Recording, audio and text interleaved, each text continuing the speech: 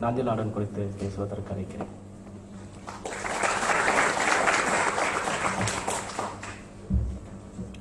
எல்லோருக்கும் வணக்கம். நாஞ்சில் நாடன் அவர்களுக்கு இந்த ஆண்டிற்கான சாகித்ய அகாடமி விருது கிடைத்திருப்பது என்ற செய்தியை கேட்டவுடனே மிக அதிகமாக சந்தோஷப்பட்டேன். நான் அவருக்குடனே ஒரு வாழ்த்து செய்தி சொன்னேன். அவருக்காக நடக்கக்கூடிய இந்த விழாவில் நான் ஒரு பார்வையாளனாகத்தான் முதல்ல கலந்து கொள்ளணும்னு ஆசைப்பட்டேன். என்றால் நான் பார்த்து என்னுடைய ஆதர்சமாக இருந்த என்னுடைய முன்னோடி படைப்பாளர்கள் ஒருவர், அவருடைய ஒரு விழாவில் வந்து நான் ஒரு பார்வையாளனுடைய இடத்துல தான் இருக்கணுங்கிறது தான் என்னுடைய உண்மையான ஆசை. அதுக்காக தான் நான் முதல்ல வந்து இந்த விழாவில் வந்து அங்கே முன்னாடி இருந்தேன். ஆனால் என் மனதில் அவருடைய எழுத்தும் அவருடைய எழுத்து சார்ந்த இடங்களும் எப்போதுமே இருக்கிறது. ஒரு எல்லா எழுத்தாளர்களையும் போன்ற ஒரு எழுத்தாளரை உருவாக்குவதற்கு நிறைய எழுத்தாளர்கள் பங்களித்திருக்கிறார்கள். அவர்களிடமிருந்து அவங்களையெல்லாம் எங்களுடைய ஒரு சகோதரர்களைப் போல, உறவினர்களைப் போல, பாட்டன்களைப் போல உறவு கொண்டாடி அவரிடமிருந்து நாங்கள் எதையும் எடுத்துக்கொள்ளலாம்ங்கிற உரிமை எங்களுக்கு இருக்கு. ஒரு முன்னோடியாக தமிழ் இலக்கியத்தில் நிறைய சாதனைகளை செய்த ஒருத்தருக்கு தான் இந்த ஆண்டு விருது கிடைத்திருக்கிறது. அந்த வகையில் ஒரு விருது மிகச் சரியான ஒருவருக்கு வழங்கப்பட்டிருப்பதற்காக நாம எல்லோரும் இந்த ஆண்டு சந்தோஷம் கொள்ளலாம்.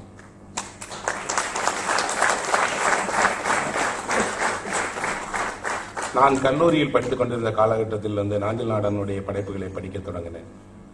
அப்போ அவருடைய புத்தகங்களை தேடி தேடி படித்தேன். அந்த ஒவ்வொரு புத்தகத்திலுமே அவர் அப்போ பாம்பேல வச்சிருந்தாரா, ஒரு ஒரு மிகப்பெரிய நகரத்தில் வச்சிருந்து அங்க இருக்கக்கூடிய ஒரு கலாச்சார சூழலுக்குள்ளேயே தன்னை முழுக்க ஈடுபடுத்திக் கொண்டு, ஆனால் அவர் நினைவு முழுவதுமே நாஞ்சில் நாடும் அந்த நாட்டு மக்களும் அவர்களுடைய கடந்த கால வாழ்க்கையுமே எழுதிட்டே இருக்கிறார். எனக்கு ஆச்சரியமாக இருக்கும். ஒரு முறை கோணங்கி அவரை போய் நேரில் பார்த்துட்டு வந்தார். பார்த்துட்டு வந்த பின்னாடி நானே கோணங்கியை சந்திக்க போகும்போது அவர் சொன்னாரு, ரொம்ப ஆச்சரியமா இருந்தது, நான் பாம்பேக்கு போய் இறங்கி நாஞ்சில் நாட்டின் வீட்டுக்கு போனேன். வீட்டுக்கு போன உடனே திடீர்னு வந்து நாகர்கோவிலில் போய் இறங்கின மாதிரியே இருக்கிறா அப்படின்னு.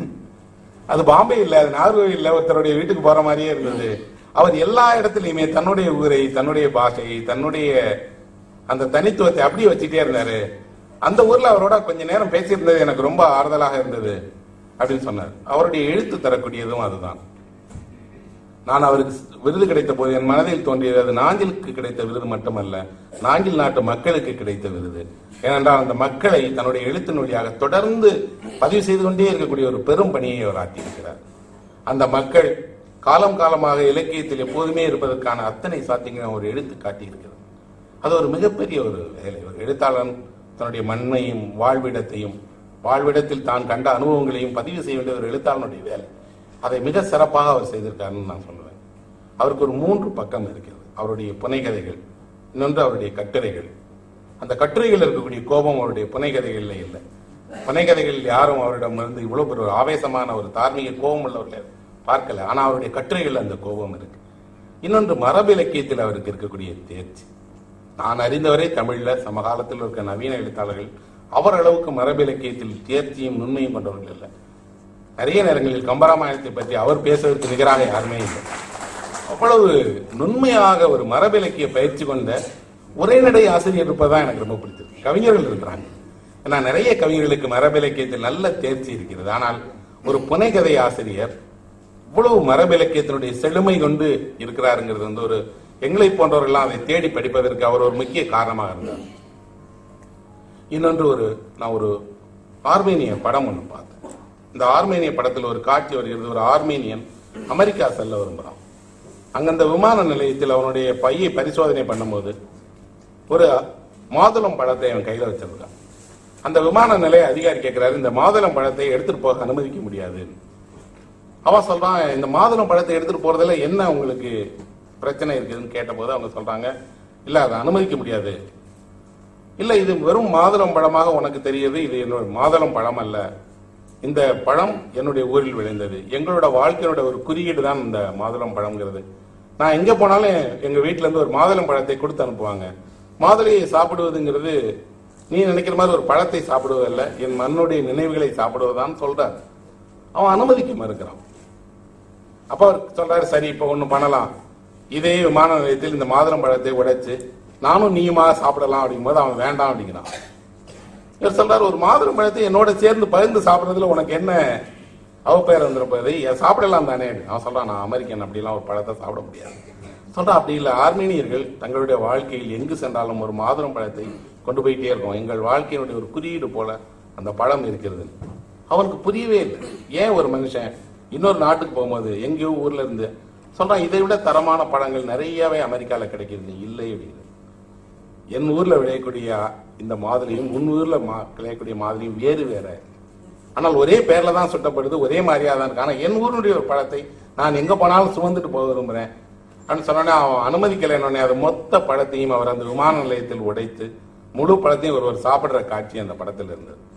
அநேகமாக நான் பார்க்கும்போது ஒரு எழுத்தாளன் தான் அதை செய்வான் அப்படின்னு தோணுது. ஏன்னா ஒரு எழுத்தாளன் எங்கு செல்லும் போதும் தன் மண்ணையும் மனிதர்களையும் மனதில் சுமந்துக்கிட்டே இருக்கான். இல்லாத போது அது முழுக்க தானே சாப்பிட்டுருவான். இப்ப அந்த பழம் அவனுக்குள்ள போயிருச்சு. இப்ப என்ன பண்ண முடியும் அந்த அரசாங்கம்? அவனை உள்ள அனுமதிக்கிறாங்க, அவன் போயிட்டே இருக்கான். போகும்போது அவன் சொல்றான், ஒரு பழத்தை தான் அனுமதிக்க மாட்டேங்கிறீங்க, நான் பழம் சாப்பிட மனிதனை அனுமதிக்கிறீங்கல்ல. என் மனதுக்குள்ள அந்த ஊர் இருக்குல்ல, அந்த ஊரோட மனிதர்கள் இருக்காங்கல்ல, எங்க கலாச்சாரம் இருக்குல்ல, நான் இங்க போறது எதுக்காக வேணாலும் இருக்கலாம், ஆனா நான் என்னுடைய ஊரின் சார்பாக தான் போறேன்னு சொல்றான். ஒரு நல்ல எழுத்து, நல்ல இலக்கியம், தேர்ந்த படைப்புகள் எல்லாமும் அந்த சார்ந்த வாழ்க்கையை மண்ணை வந்து பேசிட்டே இருக்கக்கூடியதா இருக்கு. அவருடைய படைப்புகள் அதற்கான ஒரு பெரிய முன்மாதிரிகள். இன்னும் ஆழ்ந்த அவரிடமிருந்து நிறைய விஷயங்களை நாம கற்றுக்கொள்ளலன்னு தான் எனக்கு இருக்க ஆதங்கம். அவருடைய புனை கதைகளை நம்ம படிச்சிருக்கிறோம். போன தலைமுறை கொண்டாடியதுன்னு நான் சொல்லுவேன். இந்த தலைமுறை அவருடைய படைப்புகளை படித்திருக்கே தவிர அதை பற்றி கொண்டாடவில்லை. ஆனால் கொண்டாடப்பட வேண்டிய ஒரு மிகப்பெரிய தமிழ் எழுத்தாளர் நாஞ்சில் நாடன். அவருக்கு இந்த விருது கிடைத்திருக்கக்கூடிய சந்தர்ப்பத்தை ஒரு முன்வைத்தாவது நாம அடுத்தடுத்து நம்முடைய முன்னோடிகளுடைய சாதனைகளை, அவர்கள் உருவாக்கிய விஷயங்களை நாம வந்து கொண்டாட வேண்டும். நான் ஒரு சமூகம் ஒரு எழுத்தாளனை கௌரவப்படுத்துகிறது, கொண்டாடுகிறது என்பது அவருடைய எழுத்துக்கு கிடைத்திருக்கூடியதில்லை. அதன் வழியாக அவர்கள் தங்களை திரும்பி பார்த்துக் கொள்கிறார்கள், தங்களுடைய பூர்வ நினைவுகளை ஆராய்ச்சி பார்த்துக்கிறாங்கன்னு அர்த்தம். ஆக இந்த விழாவுக்கு ஏற்பாடு பண்ண இந்த விஷ்ணுபுரம் இலக்கிய அமைப்புக்கு நான் முதல்ல நன்றி தெரிவித்துக் கொள்ள விரும்புகிறேன். ஏனென்றால் ஒரு முன்மாதிரியான ஒரு செயலை அவங்க செய்யறாங்க. அந்த முன்மாதிரியான செயல் இப்போ மாதவனுக்கு ஒரு விருது கொடுத்து தொடங்கப்பட்டிருக்கு. அதனுடைய அடுத்ததாக இது அமைந்திருப்பதனால அவங்களுக்கும் என் மன நிறைந்த வாழ்த்துக்களை தெரிவி விடைபெறேன். நன்றி.